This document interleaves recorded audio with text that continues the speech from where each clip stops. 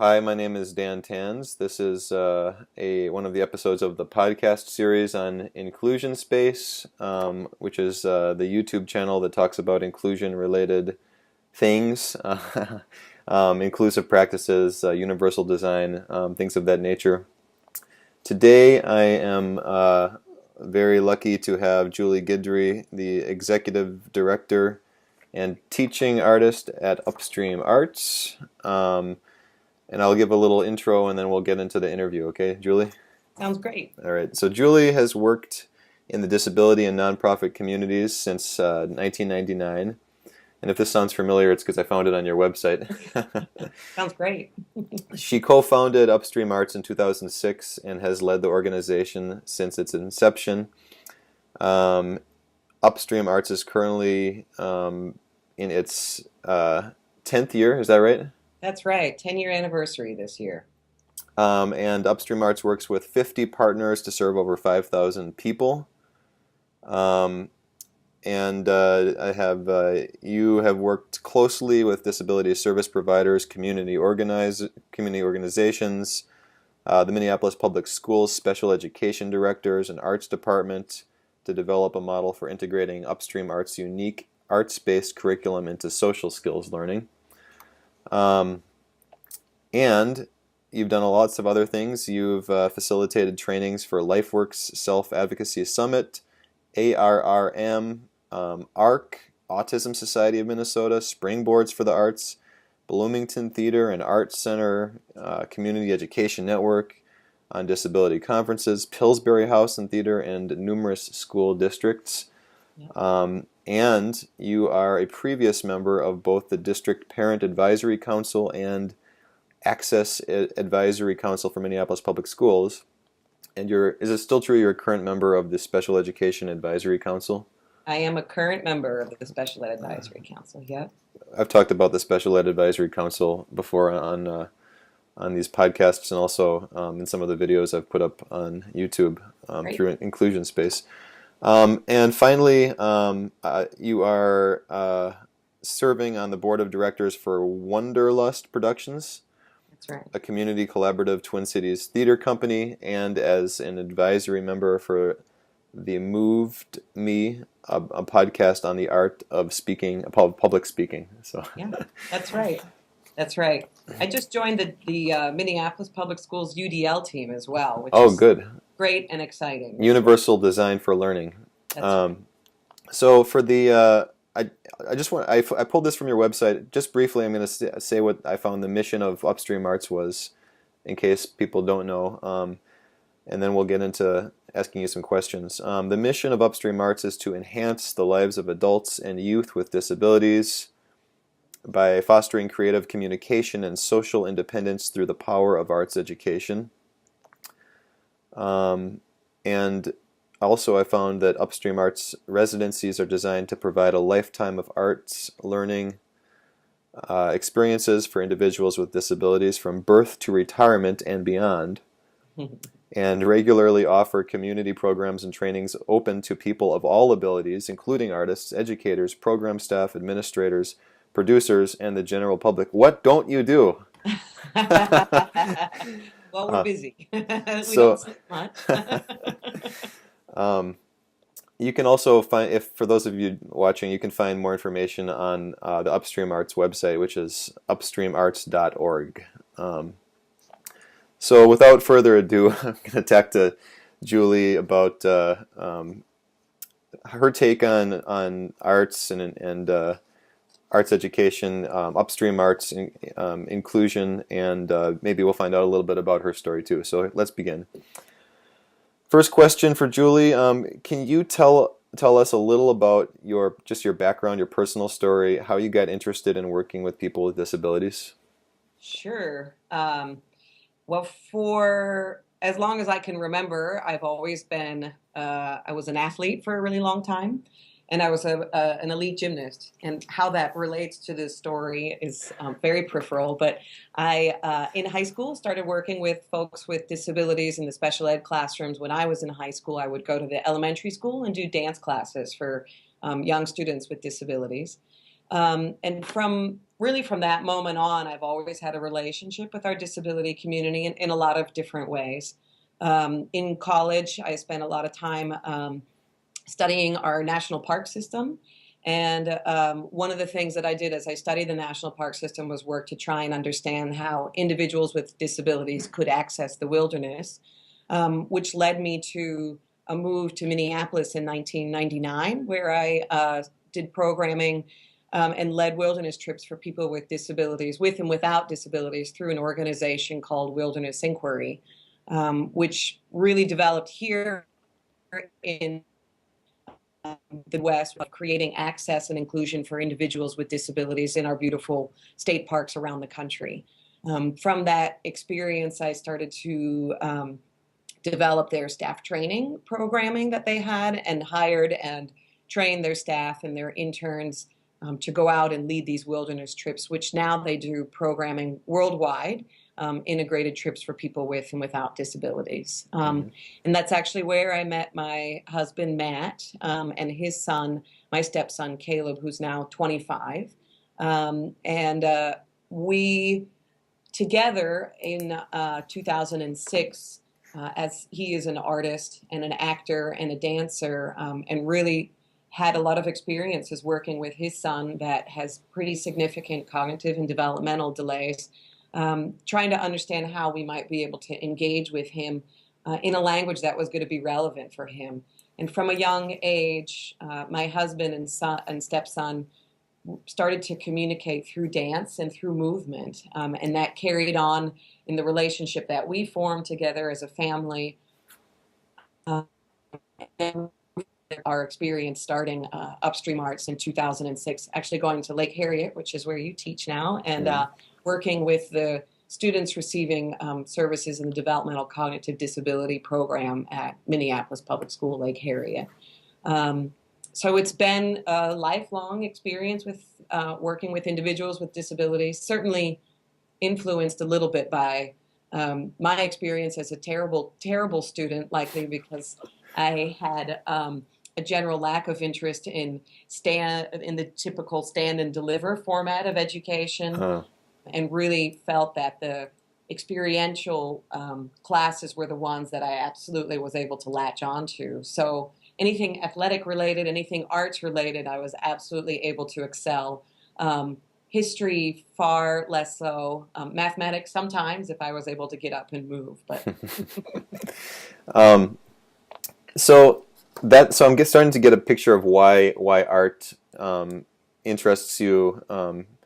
You feel like it's just something that's maybe less stand and deliver-esque. But can you talk about a little bit more about why art for opening the door for people with disabilities? How art movement, and when we say art, I guess we're talking about like the arts, right? Art and movement. How does the arts benefit student achievement from your understanding, and how does it open the door for people with disabilities? Sure. I think that art, so we are an interdisciplinary arts organization: visual arts, poetry, dance, music, and theater. We're absolutely using all of those artistic disciplines in every one of our 1-hour classes that we teach over a period of 12 weeks.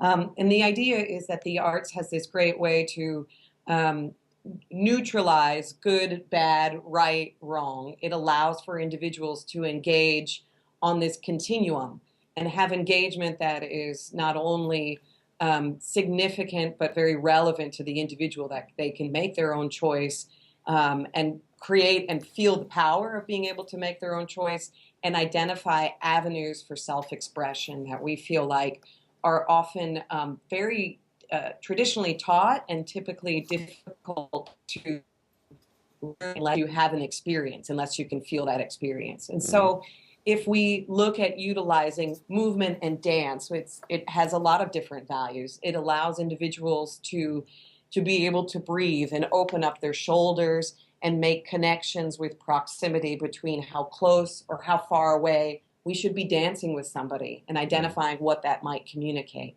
And if dance isn't particularly your artistic discipline, maybe painting, and the choice of color and the opportunity to be able to decide where on a canvas you're going to create your representation, say, of an emotion or of a color or of the weather or whatever it may be. It allows you to make not only a choice, but a collaborative experience, I think, in the classes that we're facilitating. So when we think about individuals with disabilities, with a whole range of abilities, I think the arts has this great capacity to be able to invite individuals in, take a safe risk, take a risk that is relevant and not tokenized, and allow you to create something in real time. All of those feelings and all of that opportunity, I think, lends to a variety of different successes of their ability. When we can contribute and share how we are feeling, when we can invite creativity, when we can be rewarded for that creativity, I think it builds not only our confidence, but our ability to have relationships with people. So when we answer why art, and that's a question that we really try and make sure is clear, it can captivate the individual because it plays on all of our senses. We can feel it, we can see it, in some instances we can smell it, we can touch it, and we can create it in a lot of different ways. And I think that although there are values to all forms of education, there is no one solution that is of benefit to everybody. I think that the arts has this wonderful way of creating a variety of different access points for individuals of all abilities, in particular the students that we are supporting in our programs, and the adults and our retirees, and on and on and on. So that makes sense. You're talking about access points, and that made me think of just your interest in universal design. And I want to ask about that in a bit, but first, I'm wondering if you can just talk a little bit more about how, what have you noticed about how that has impacted student achievement? I know that Upstream Arts always kind of gives a questionnaire to teachers before and at the end of the residency. Yeah. So you keep data on how the students are making progress and specifically on certain skills that you ask about. Yeah. So what have you observed in terms of the outcome of the data collection that you've kept? So what we're looking at when we do our pre and post evaluations is a couple of different things. Group participation, conversation skills, social interactions. When we look at any student's IEP, social and communication skills are on every student's IEP. So we're really focusing on those two arenas there in looking at the impact of social skills related to the program work that we do. What we have found is a number of things. We see increased student engagement not only over the course of the 12 weeks that individuals are working with us, but sustained periods of time within the classroom with us. So a student can sit and attend and track what is taking place in the programs over that 1 hour chunk of time that we're working with them in the classroom. Mm-hmm. Not only that, so when we think about goals that students may have with their speech language pathologist, when we think about goals that they might have just in their classroom engagement, being able to give and take in a conversation in a sequence of 3. So I give you something, you give me something back in 1, 2, 3 different exchanges is for many students a moment of success that they're looking at trying to accomplish in an IEP. When we think about students being able to attend to what is happening in the class, we invite students to self-express through, let's say, introductions. Hello, my name is, and today I am feeling. We're asking 2 questions with a sequence of 2s. Give us your name, give us your feeling, and then we're identifying, maybe introduce yourself in using weather as the choice. Being able to answer the question in a way that is relevant and contributing successfully to the group is another point. We've also started to see anecdotally that following Upstream Arts classes, outside of the classes, students are doing 2 things in particular. One, they're engaging in some of our activities, if teachers are pulling some of those activities through into their day-to-day interactions, and continuing with some of those forms of engagement, whether it's improv theater games that they're playing, that they maybe start to utilize as a way to engage in other points of their education during the day. And they're also, particularly for students that are receiving services if they have an emotional or behavioral disability diagnosis, anecdotal data is showing that students are more calm and more regulated in the classes following an Upstream Arts class, and they are attending school on the days that we are in the classroom. Yeah. And so there's all of these elements that are anecdotal. It's hard to determine specifically that we are the variable that is creating those results, but we are hearing with consistency that those are some realities that are showing up. And then in the long term, what we're finding is that students that have tricky with self-expression or even abstract metaphor, if we talk about students with autism, their capacity to engage in our poetry curriculum has really allowed and challenged them to think beyond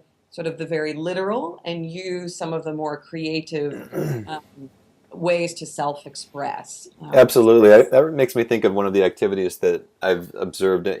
Every Upstream Arts session, we always go around the circle, and it's always kind of conducted in a circle. And the instructor says, "Good morning. My name is Matt, and I feel blue," or something.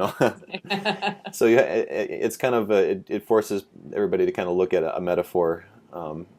And a movement, and just all these different access points of how somebody could participate and not be so literal. And everybody does participate in it, whether they're they might need some assistive technology, but everybody eventually does participate in that activity. It's really cool. Yeah, thank you. I think that participation piece is something that is not to be overlooked or minimized. And I think that one of the pieces that we spend a lot of time on is looking at how students transition into the space when working with us and how they transition out of the space. And then once they're there, what participation might look like for them, because it is different for every student. So it's an important piece to look at. Yeah, and I've got so many questions, but I'm really curious to know how you kind of came up with the scope of what Upstream Arts would kind of cover. It's really kind of honed, and every year you can really tell, this is Upstream Arts. They have a very set idea of what they want to cover and activities that they do. But how did you just come up with like the scope of all these different arts and movements and music and poetry and communication and social skills? That seems like a huge scope, and especially with the people you serve from of all ages. I'm just kind of curious. How did you decide this is what we're going to do? This makes sense. This is not more than we can chew. This is something we can do. Yeah. Well, 10 years is a great place to sort of answer that question. Over a long period of time, we came up with, at this point, we have over 360 pieces of individual curriculum that we work off of to build our content within the classrooms. And really, it started from our personal experience with our son, who, because he was nonverbal and didn't communicate, looking at what are the ways that we were going to engage him. And so he used to go to dance classes with his father and sit and watch his father rehearse. And what his dad found as he went through his rehearsal process was that eventually Caleb would actually start to mirror what Matt was doing. So if Matt put his arms up in the air, Caleb would mirror back to him. So first Matt, and then Caleb, and then Matt, and then Caleb. And what Matt recognized at that point was that there was a conversation, there was an exchange, there was a give and a take. So that experience really, I think, inspired everything else that we have done, in that we said, if this experience for our child is relevant to our family, it's very likely relevant to many other families. So we took just really traditional theater games to begin with and started to go into classrooms, influenced very heavily by Viola Spolin games, as well as Auguste Boal, which is theater for the oppressed, where you look at using scenario work and improv acting to work through tricky social situations. And we built off of those experiences. So from that moment going into the classroom, we were always working with other teaching artists. And those teaching artists, of which we have 26 now, teaching artists working with us, about every 3 months or so, we come together as a community and we workshop our curriculum. And generally in the workshopping of that curriculum, what we are finding is that there are continued evolutions of the work that we're doing. So rather than maybe painting the music, why don't we try dancing to the music and see how that influences conversation skills? And so we're really looking at now taking the curriculum that we initially developed that was really born out of really theater games that I think you would see in any theater community.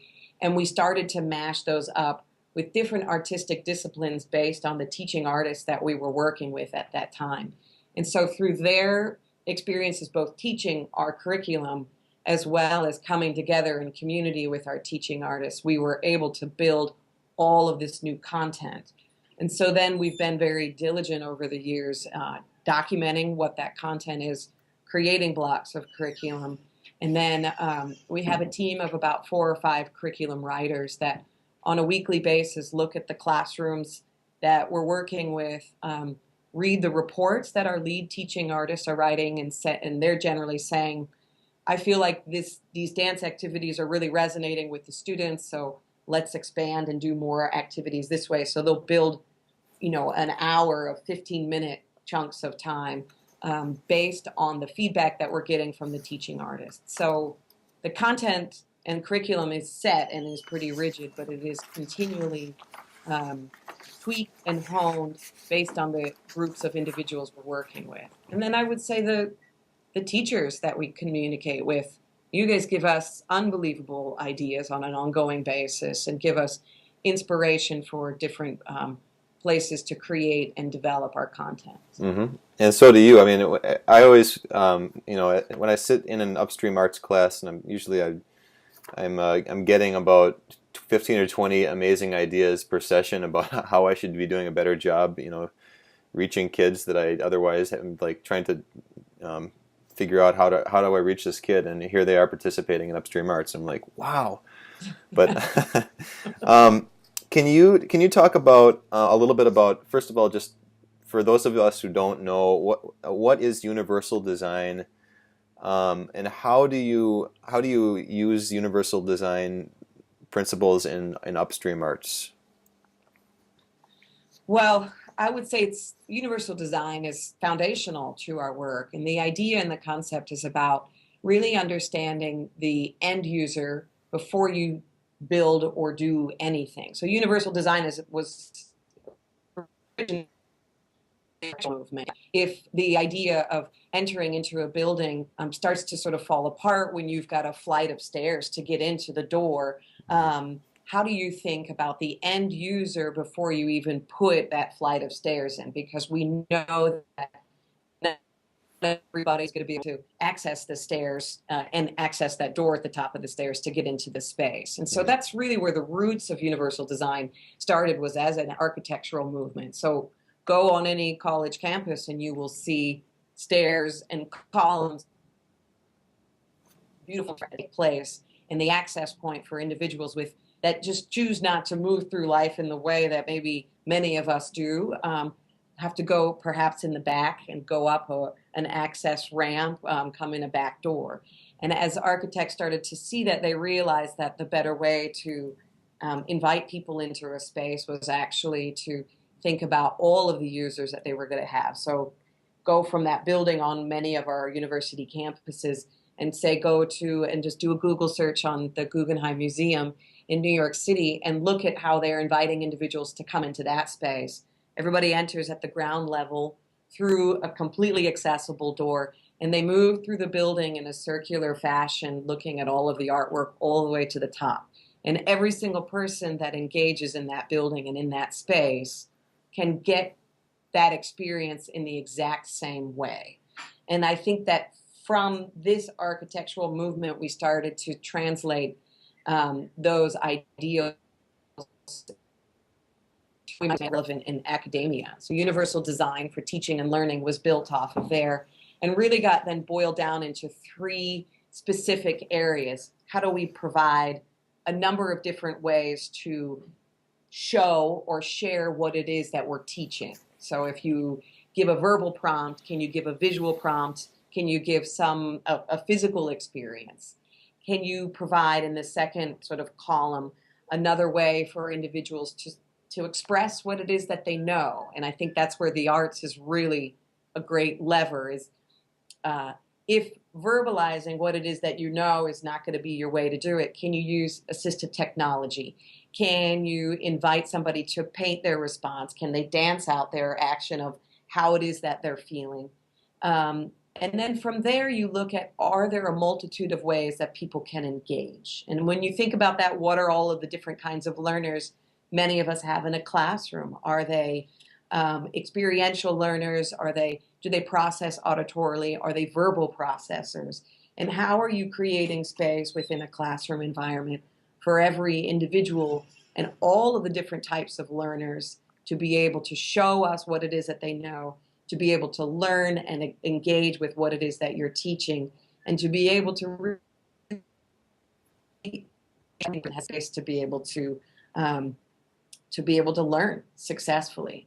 So universal design is built on those 3 principles there. Okay, and that kind of brings back a memory of we had a student who was unable to use his arms, and he was unable to really even look in one direction. So he would kind of, maybe he would hear what was going on, and he'd sort of sense what was going on around him, and he was also just not unable to use language the same way that we would to communicate. So it was very challenging to think of how to get him to engage and participate. But when it came his turn to paint, they just put the paintbrush in his toes, and he lifted his foot up and painted, and he loved it. It was clear that he was open to. He was being welcomed in, and you guys found the access point where he could participate and communicate. Yes. So, go ahead. Yeah, I would say that we can look at all of these principles of universal design, and we can do every single one of them. But I would say, if we don't assume that an individual has the ability to participate, they will not be able to participate. And so you can think about differentiating your instruction, creating all of these different access points. But if we do not assume ability, which is something that we think is foundational to how we facilitate our work, that assumption of ability, if that is non-existent, then none of it matters. Absolutely, yeah. Yeah. So that's a big piece of our work, I would say, as well. I think that's a huge roadblock, just people's inability to assume ability in other people in terms of inclusion. Like how a lot of times people are not. In the world of schools and classrooms, it's hard to wrap your brain around the idea of everybody is able to participate on some level and in different ways, and everybody should have access to what you're teaching. It's just, how are you teaching it so that they can get access to it? And the thing you talked about, it's a turnoff that when people are just kind of doing the stand up in front of the class and talking at the class model, which is so common in education. But that's it closes off to so many people in and out of special ed programming. I would guess that a good chunk of the classroom just shuts down the minute the teacher just starts kind of talking at them, Right. And they don't, and there's no engagement going on. And it might look like they're engaged because they're sitting there, but even in general ed, I would guess that so many of these principles of universal design could engage everybody in the class, so much more effectively than just the traditional method. And so much of the day is composed of the traditional method, I find. Yeah. That it's really something that I hope teachers can kind of learn about and start incorporating, even if it's just in one class at a time, where they can learn how to do it, incorporating ideas and principles of universal design to just make what they're doing more accessible to even Absolutely. to everybody. Absolutely. And once that happens, it's going to make more sense how inclusion can work in their class, because there's going to be all these different ways the kids can access what they're teaching. Yeah. Um, What we know is that there are many educators already doing universal design in their classrooms, and maybe not saying this is universal design. I do think there is a great value of naming it and knowing what it is that you're doing. I think differentiated instruction and the ideas around differentiated instruction are absolutely steeped in principles of universal design that have been around for years and years and years. I think it's just coming up in another language. I mean, we've got the flipped classrooms is another way that we're looking at really thinking about some of the premise of universal design and engaging students. So I think there is a lot of it happening. For me, the biggest part within universal design, beyond that assumption of ability, which I think is foundational and really has to be a core belief that you have as an educator, I think it's this that I am thinking about every single student and the way that they are learning before I start to create my content. And that to me is this really powerful tool that our educators get to utilize and leverage of what are all of the different kinds of learners that are going to be coming into my space. And now I'm going to start to think about how I build my curriculum. And I think our good teachers absolutely do that. Mm-hmm. Certainly I've seen you do that. So I can see how it would be challenging to if you have like a textbook and a curriculum map that's already been handed to you and it exists, like for example in a math or a science or history or whatever, and then you think, God, do I have to reinvent the wheel here? Do I have to take this and every concept I have to create something for universal design? I mean, how? Maybe that's just something in the first year of doing it that you just kind of have to experiment with or maybe observe. I think observation and observing people who have good ideas is really, really valuable.